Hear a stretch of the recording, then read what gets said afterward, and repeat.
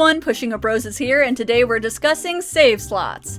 Yes, save slots. Here at the PushingUpRoses channel, I like to keep you informed with the hottest of takes on the hottest of topics. You're welcome. Also, this video might have a lot of random footage in it because I'm talking about saving your game, why save slots are good when they are not needed, and how they can be used artistically, and frankly, not many visuals go along with that, but here we are. I'm sure I'll find something interesting for you guys to look at as I discuss this topic at a comedically unhealthy length. I also want to make it clear that I will not be discussing hardware limitations because that mostly pertains to older console cartridges, and also because that just ain't what I'm talking about. This video is how saving your game is less pertinent today, and how it plays a role in your modern games, which now have all the space in the world anyway. I love save slots.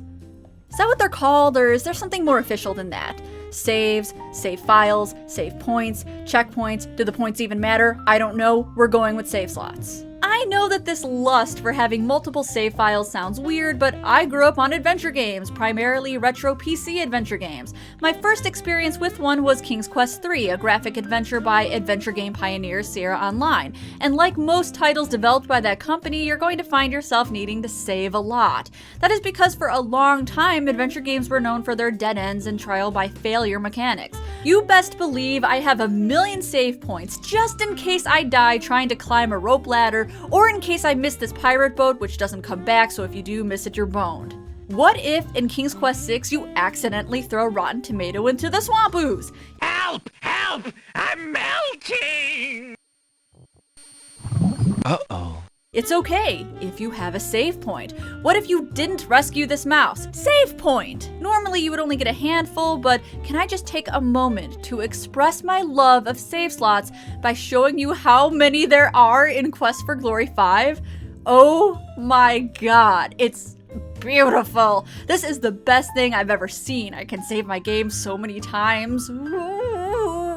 There's also a lot of spaces in Harvester, but who cares? Now, one would argue that you wouldn't need this many save slots if the game didn't have so many ways to fuck up, and as I pointed out in a previous video about moon logic, unwinnable situations, especially in the adventure game genre, have slowly been phased out, and you don't really see that kind of trial and error type of strategy anymore in modern titles, and as such, you gradually see fewer ways to save your game. So that poses the question, are save slots dead? Here are some inquiries I'd like to explore in this video. Why do developers not implement save slots as often in modern times? Why is it a good idea to do so? And is there an artistic reason for omitting the option to save? Let's talk about modern adventure games, or even just modern games in general, but I have a lot of adventure game footage, so that's what I'm going to use for these examples. Harkening back to what I said a few months ago, unwinnable situations have been phased out. It is very rare that you get irreversibly stuck in any game these days, so there isn't a need to save early, save often as they used to say. Or is there? You see, for lack of better words, I get pretty peeved when I can't save my game, even if I'm not stuck. A lot of games just autosave, and when you boot them back up, they give you the option to continue from where you left off. I think for most people, this is acceptable, though I always write little letters of fury in my head whenever I cannot save. Now, this is going to be a more biased reason as to why I prefer save slots, but it is especially hard if you write commentary about video games and you need to return to a certain part. There have been times where I've written a review about a new game and I forgot to capture footage for something, or I need to replay a specific part to get something I missed, and I'm not able to do it without starting over again. To put it lightly, this is a pain in the ass. Now, I know I could just make duplicates of the game folder whenever I want to stop and back it up in a different location, but come on, that's annoying and inconvenient, and it can get a little confusing. I cannot tell you the amount of Undertale and Stardew Valley folders I had on my desktop at one point just so I could go back and grab certain scenes. But let's be honest for a moment, the majority of people are not video game reviewers, and they may not have a reason to want to go back to a particular scene. Or would they? There's a lot of narrative-driven games that have spectacular parts that maybe you would want to go back and experience without having to replay the entire game over again. This is actually one of the only mediums that have certain titles where you can't go back to specific scenes right away. You can rewind movies, for example. You can rewind or save TV shows these days.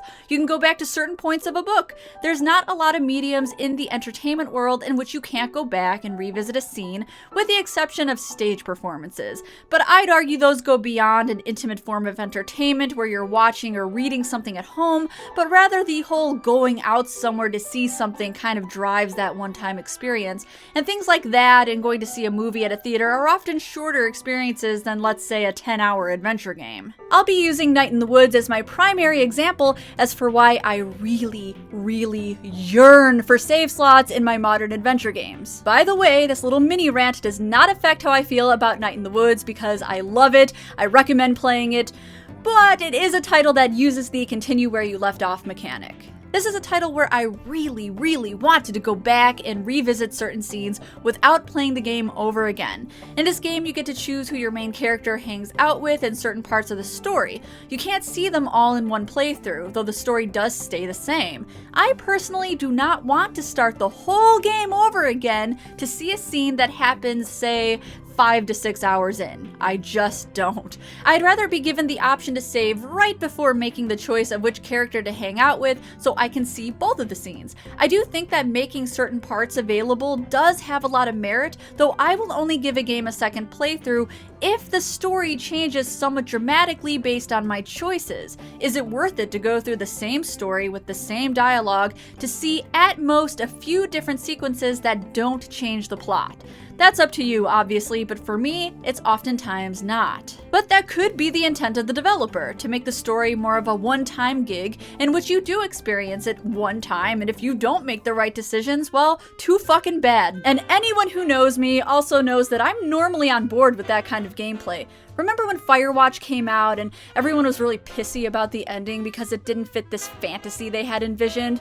Well, that's just life, my friends. It's depressing, it's real, and I like that. I like it when games limit your decisions for artistic reasons. Even titles like Emily is Away that makes you think you have choices, but you don't, because that's just life, son. You think you get decisions? No. Undertale does this multiple times near the end of the game where you aren't allowed to do much, and it kinda takes on a mind of its own. This title does use the pick up where you left off mechanic, though near the end you can't get back to the original world you spent most of your time in. And I did enjoy that, but I think it comes down to genre and the direction that the story goes.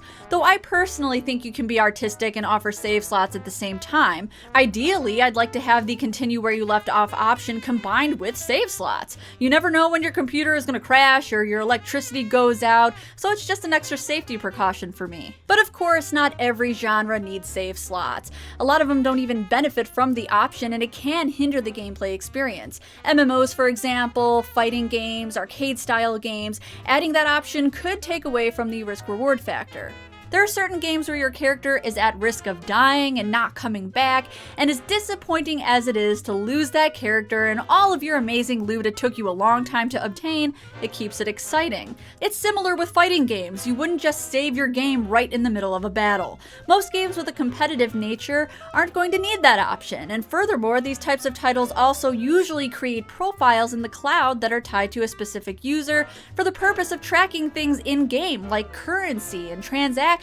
Things you buy with real money. It's important that you can't rewind, per se, to a state where you had more currency, and in MMO games the same would go for things like gear. But in the case of adventure games and RPGs, I find myself always wanting the option to save, because these are more linear style narratives in which you commonly aren't at risk the same way you are with more action-oriented games. I really want to be able to visit certain scenes, and you can say you can't go back for artistic reasons, and games without save slots are meant to be an experience where you can't go back, and that is a reason. I'm not going to say it's not, I just think it's a shitty one. I believe you can maintain an artistic edge to your game and also give players the ability to save, but that's just my opinion, man. Even in games that don't allow you to save wherever you want all willy-nilly like, sometimes offer a chapter selection based on how far you've gotten or after completion, which I think is totally fair. This does allow you to go back and play specific chunks of the game, unlike titles that just force you to continue from wherever you left off,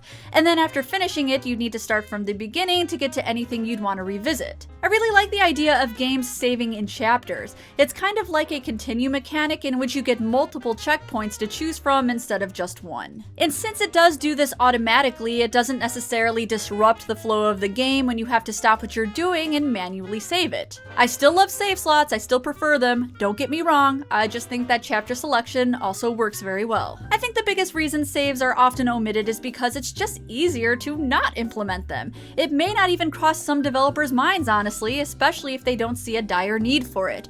After all, the term save early, save often was coined because those older games were so difficult, and also because they were meant to take longer to finish. It took me years of sporadically playing King's Quest III to actually beat it, so I was truly depending on those saved games. In recent times, however, you're not meant to spend years on a game. In fact, it's become more common that they are a one-sitting experience, unless of course you're playing an RPG and then it becomes more like a week straight sitting where you forget to eat and bathe and lose all control of your life. Am I being too serious about this? Yeah, I could be overblowing this, but look, what I really just want to say is, for the love of God, give me save slots in my adventure games. I love them, okay? Fuck. Welp, I hope you enjoyed my video about save slots. I don't know what they're called officially at all. If you know, let me know in the comments. If you want more content from me, be sure to subscribe and check out the annotations for more, and be sure to check out my Patreon campaign if you want to support the show. Thanks again, and see you guys in the next one.